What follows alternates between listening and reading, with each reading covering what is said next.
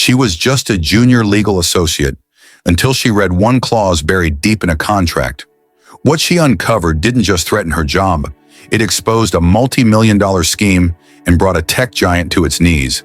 All it took was one voice, one discovery, and the courage to say, "This clause is a trap." Please don't forget to like the video and subscribe to our channel as a sign of support.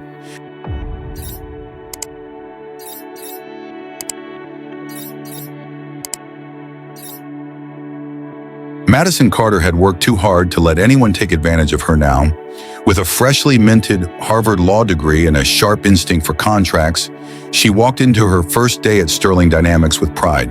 The Manhattan-based tech firm had built its empire on software licensing. But what intrigued Madison most wasn't the technology. It was the legal side of things. Her role as a junior associate in the legal department placed her at the edge of high-stakes deals. She knew this job would test her, but she had no idea it would test her integrity so soon.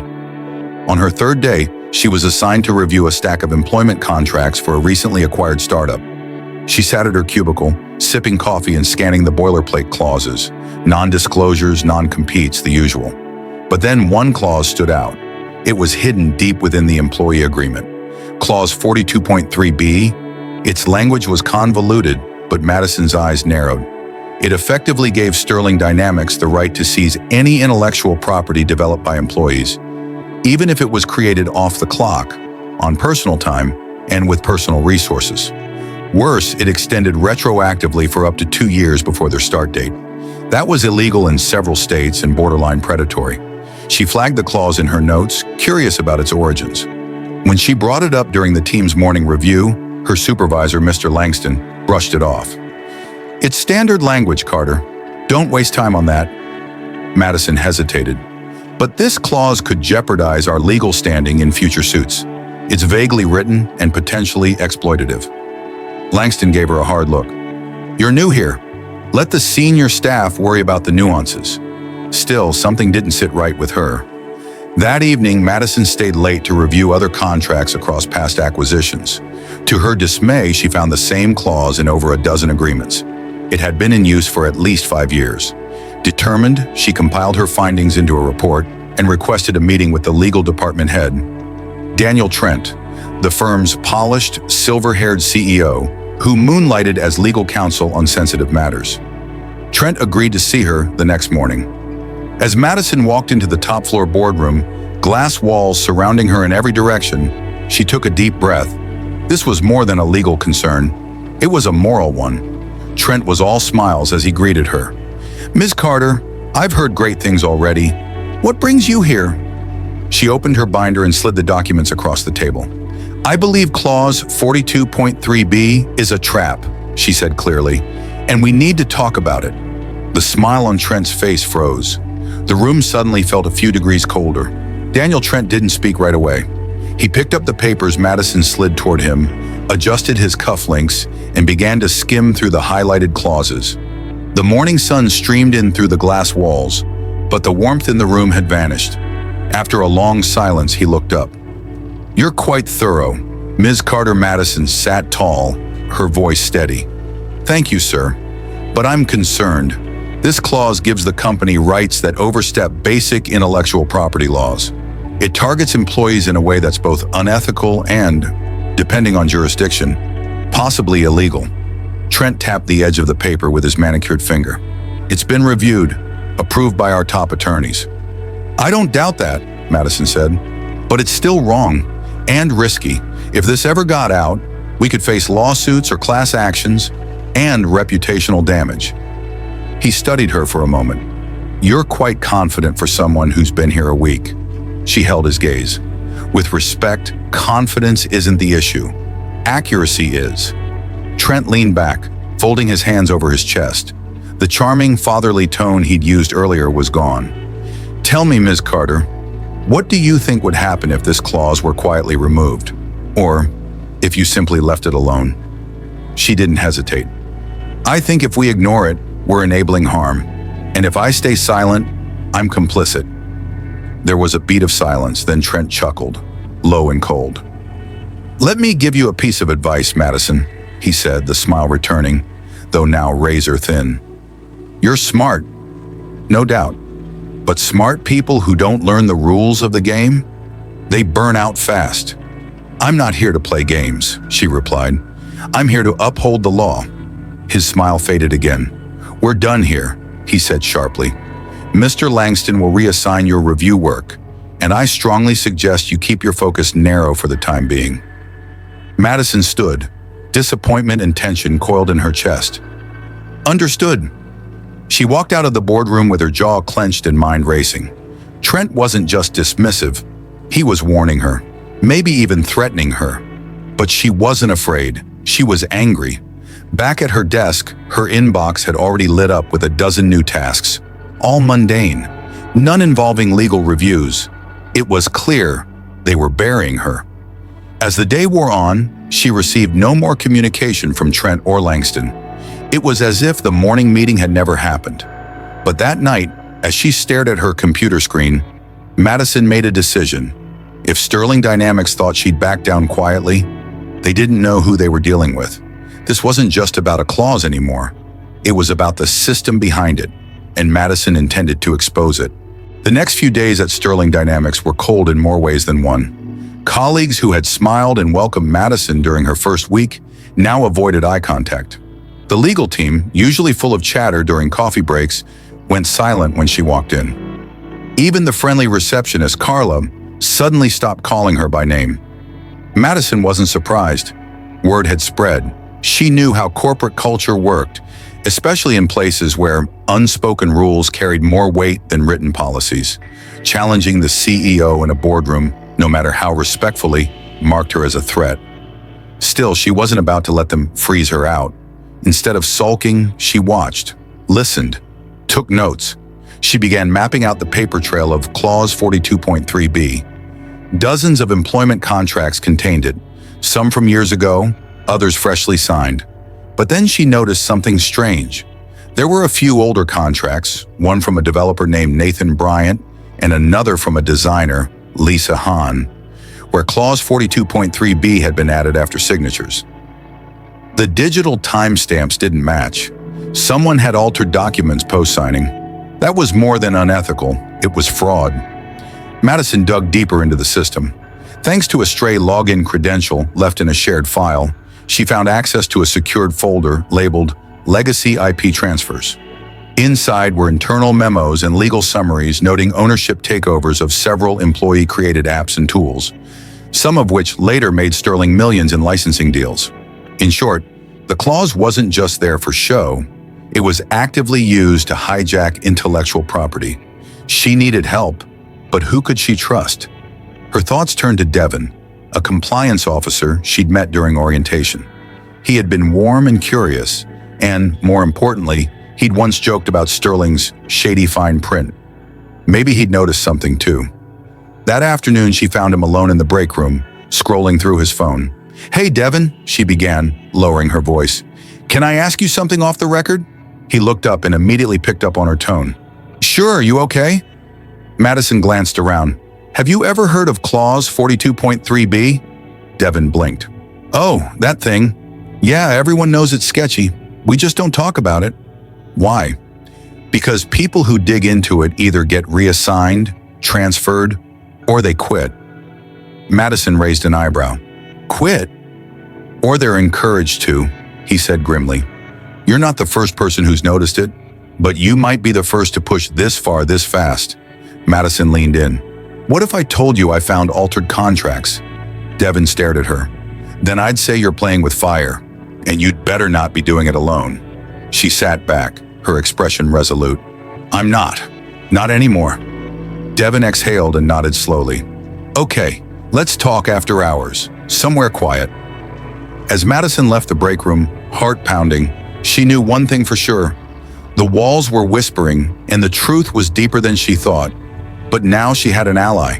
The cold March wind whipped around Madison's coat collar as she stepped into the small cafe on West 46th Street that evening.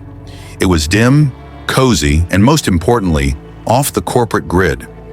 Devin was already there, seated in a corner booth with a cup of black coffee in front of him and his laptop bag by his side.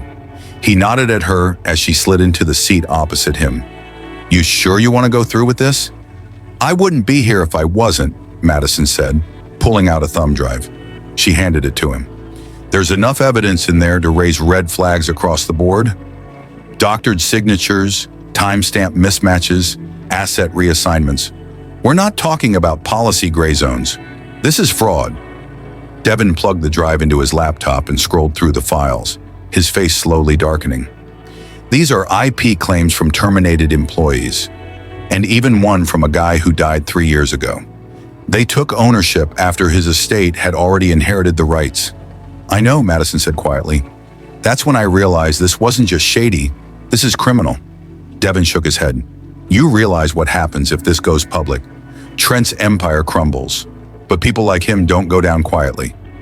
Madison nodded. That's why we need to make sure there's a record. Multiple copies, multiple hands. He glanced around the cafe, voice low.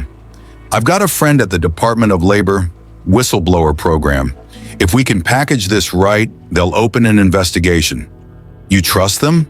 More than I trust Sterling Dynamics, Devin muttered. They spent the next 3 hours crafting a secure report, backed with metadata, emails, screenshots, and a timeline of IP thefts linked directly to Clause 42.3b. Madison's heart was racing the entire time, but it wasn't fear. It was resolve. By midnight, the report was complete. Devin encrypted 2 copies and sent them to secure storage. Another was sent to his contact at the DOL under a pseudonym. As they walked out of the cafe, Madison turned to him. What happens now? Devin shrugged. Either nothing happens for weeks, or everything happens in a day. She laughed, soft, nervous, but free. That's comforting. Just stay ready, and if anything weird happens, emails, threats, sudden reassignment, you call me immediately. Madison nodded. The next morning at Sterling Dynamics, things felt off. Her computer login failed 3 times before it worked. Her ID badge wouldn't scan at the parking garage. When she finally got to her desk, her monitor was already on, with an email from HR waiting. Subject, urgent, scheduled compliance review. It was scheduled for 3 p.m. with Trent and the head of human resources. Madison sat down slowly, eyes fixed on the screen. They knew, and now the real game was beginning. At exactly 2:58 p.m., Madison stood outside the executive conference room on the 21st floor of Sterling Dynamics. Her palms were clammy, heart steady but thudding deep in her chest like a quiet war drum. She wore a navy blue blazer in the calmest expression she could summon. But inside she was alert, focused, ready. The double doors opened. Inside sat Daniel Trent at the head of the table, flanked by Margaret Doyle, the company's head of human resources. 2 other executives, one from legal, one from corporate security, sat silently on either side. Their presence confirmed what Madison already knew. This wasn't a review, it was an ambush. Ms. Carter, Trent said smoothly, gesturing to the chair across from him. Thank you for coming. Please sit. She did, back straight, shoulders squared. We've received concerning reports, Margaret began, folding her hands neatly. It's been suggested you've accessed confidential files outside of your clearance level.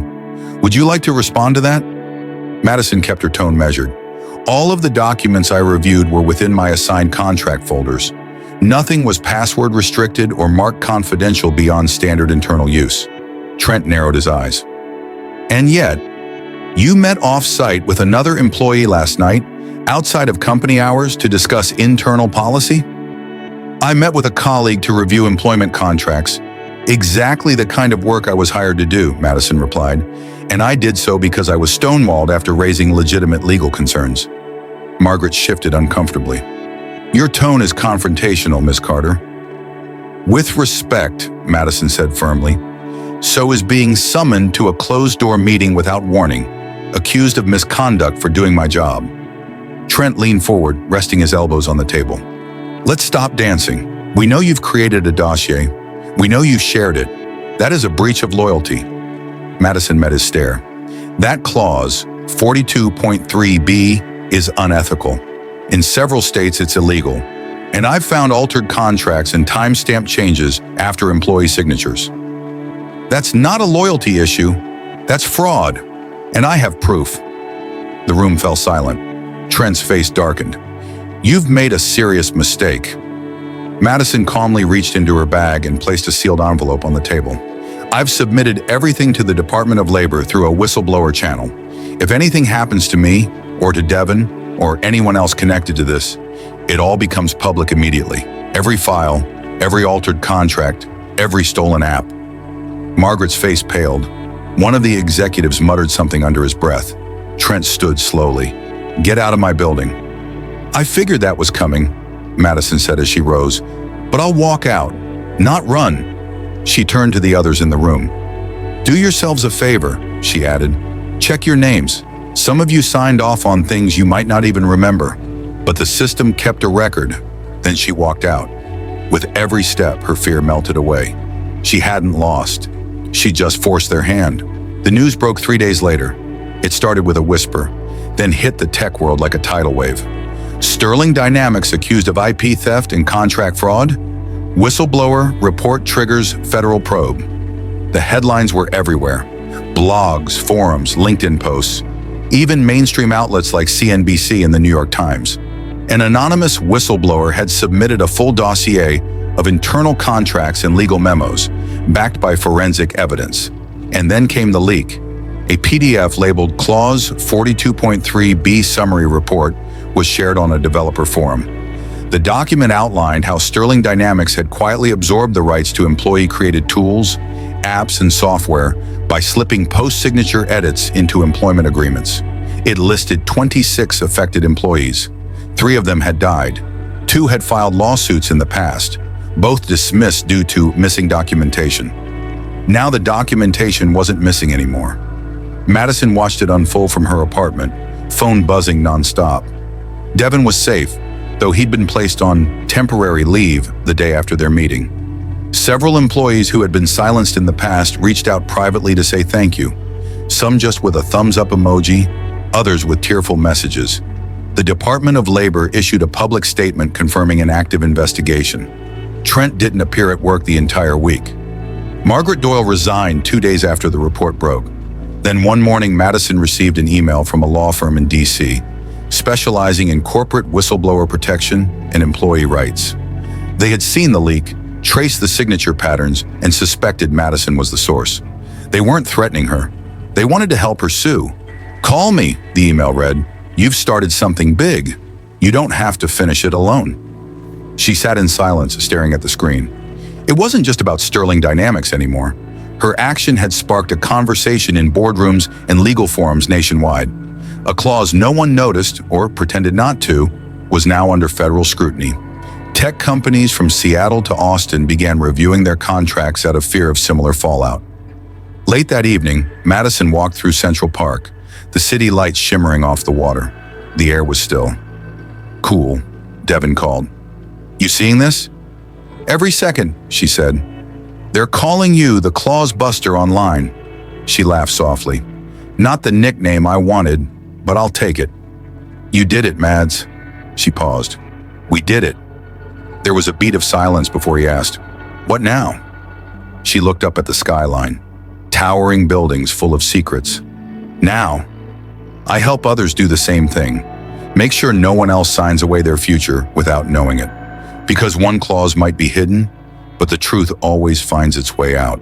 3 months later, Madison stood at a podium in a downtown Chicago conference hall, speaking to a packed room of young legal professionals, tech founders, and HR consultants. A banner behind her read, "Fair Contracts, Clear Futures, Legal Innovation in the Tech Industry." She had been invited to deliver the keynote address, not as a whistleblower, not as a cautionary tale, but as a catalyst for change. "3 words changed my life," she began. Clause 42.3b. On the surface, it was a line in fine print. Beneath it, it was a weapon, designed to silence, to take, to erase. The crowd was silent, hanging on every word. "I wasn't supposed to question it. I was just supposed to sign." But what they didn't expect, she continued, was for someone to actually read it, understand it, and challenge it. She paused, letting that settle in. "And thanks to that decision, and the support of those brave enough to stand with me, An entire industry was forced to take a hard look at its contracts, its ethics, and its power dynamics. Applause rippled across the room. Since the Sterling Dynamics scandal broke, sweeping reforms had begun. The Department of Labor launched a new digital contract transparency initiative. Several major companies eliminated legacy ownership clauses. A few were hit with class action lawsuits. Trenta, he'd been removed as CEO after internal shareholders demanded accountability. His fall was as swift as it was silent. Madison had accepted a position with a nonprofit called Clause Clear, an advocacy group helping workers understand employment contracts before they sign them. She reviewed policies, led webinars, and pushed for state-level legislation requiring clearer IP terms in tech. Her work was being noticed. After the keynote, a young Black woman approached her, nervous but inspired. "Hi, I'm Alana. I'm about to graduate law school, and I just wanted to say, you're why I chose tech law. You made it feel possible." Madison smiled warmly. "Thank you, Alana. And just so you know, you're not just entering this space, you're reshaping it." They exchanged contact information. Another seed planted. Later that evening, Madison sat in her small office overlooking the Chicago River. She looked out at the glittering city, sipping tea as emails came in. More stories, more people reaching out for help, reviewing clauses they didn't fully understand. She opened a new file on her desktop and titled it Clause 1.1, The Right to Know. In it, she began drafting a model employment agreement, one that prioritized transparency, fairness, and shared ownership where it was earned. The kind of contract she wished someone had written for her. As she typed, Madison thought about how far she'd come, not just from Sterling Dynamics, but from that first moment of doubt in the boardroom, that spark of courage. What started as resistance had become reform. And in an industry built on code, patents, and profit, one woman's voice had rewritten the rules for good, for everyone, forever. Madison's journey from overlooked employee to industry changemaker proves that courage, knowledge, and integrity can dismantle even the most entrenched systems of exploitation. Her decision to speak up not only exposed corruption, but sparked a wave of legal reform and inspired countless others to protect their rights. Always read the fine print. Whether you're signing a contract, starting a new job, or building your dream project, know your worth and protect it. If something feels off, question it. And if you need help, speak up. One voice can create a ripple. Yours might just start the next revolution.